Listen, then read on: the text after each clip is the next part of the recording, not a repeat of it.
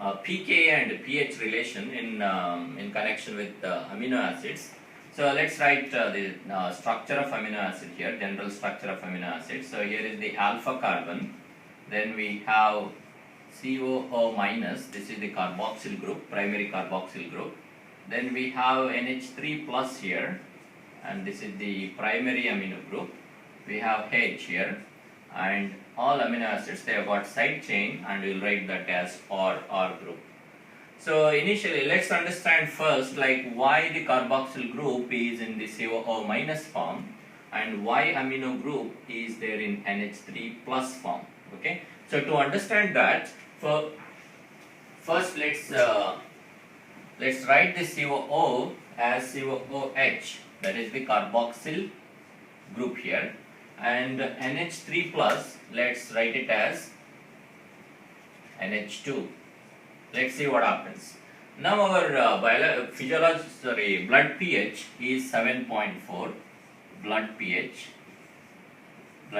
is 7.4. Let's see what happens under blood pH. What will happen to the carboxylate group and what will happen to the amino group, primary carboxyl group and primary amino group.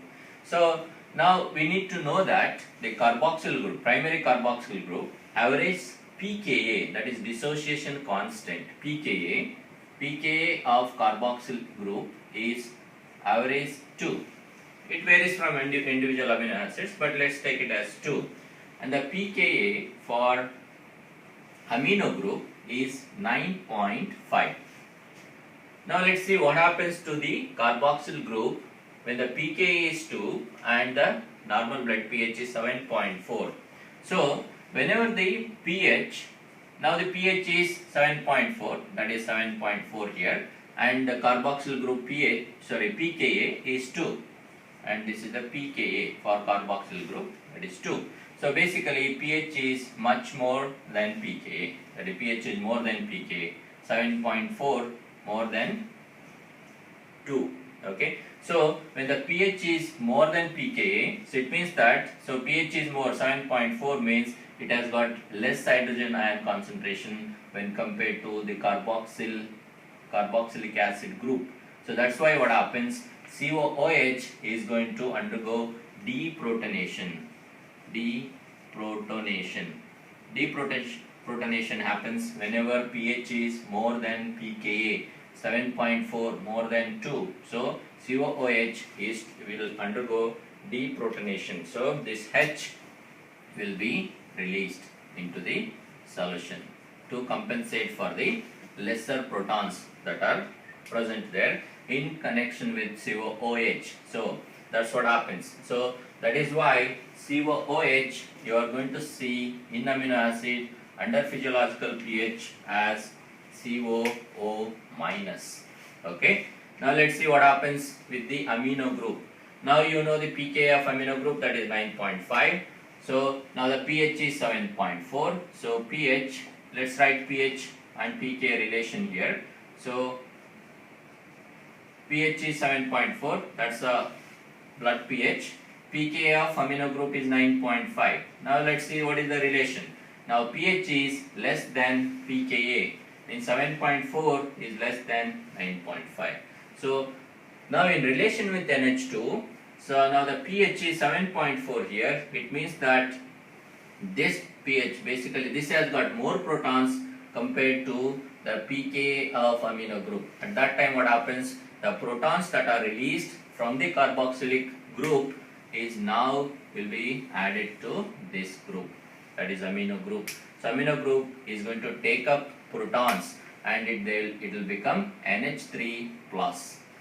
That is the amino group. Primary amino group is now converted to NH3 plus. Primary carboxyl group is now converted to carboxylate.